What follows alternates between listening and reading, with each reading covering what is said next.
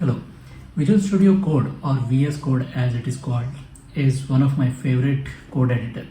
Before I started using Visual Studio Code, I was mainly using Visual Studio, which is a full-fledged integrated development environment for .NET, and for other programming languages, I've used things like IntelliJ or Eclipse for Java. When Visual Studio Code came, I started using it right from the beta days or its pre-release days, and I have never looked back at a very big and hefty IDE like Visual Studio.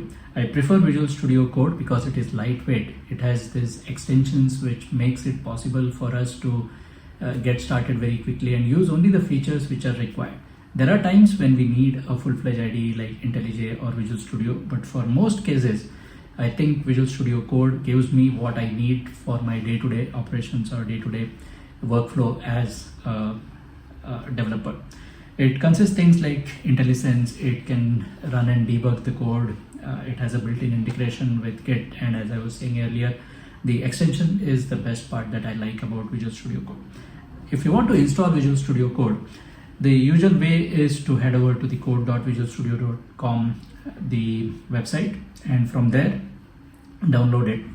But ever since I came across the package managers, I've never looked back at the IDE based installations. On Mac I use Homebrew, and on Windows I use Chocolatey.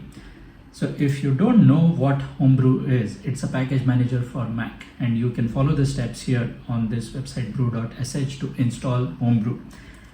Once Homebrew is installed, we can look for packages using brew search command, and in this case I want to search for Visual Studio Code.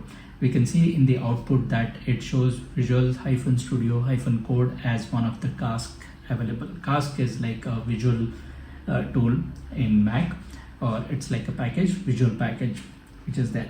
So if I want to install this, I can use brew install and then give the name of the cask or the tool that I want to use or I want to install. In this case, I'm installing Visual Studio Code, and we can see that it is pulling the 1.82.2 version for Darwin ARM. So it is able to identify what is the operating system I'm using, and I don't have to go and look for the right version to be pulled.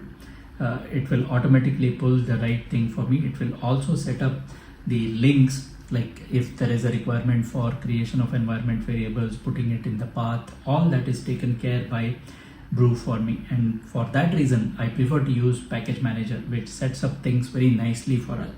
Once it is installed, I can use code and dot in the directory where I want to open it, and I have this .NET project which is called as the .NET init, and when I do code dot, it opens up, and then I can do all the usual things that I do with Visual Studio Code here.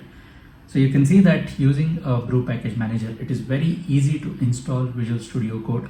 It took us less than a minute to download the binary or the zip file and install it into our applications folder. I hope you found this useful. Please hit the like button, subscribe to the channel, and do let me know in the comments what other things you would like me to see or create on this YouTube channel. Thanks once again for watching this. Until next time, code with passion and strive for excellence.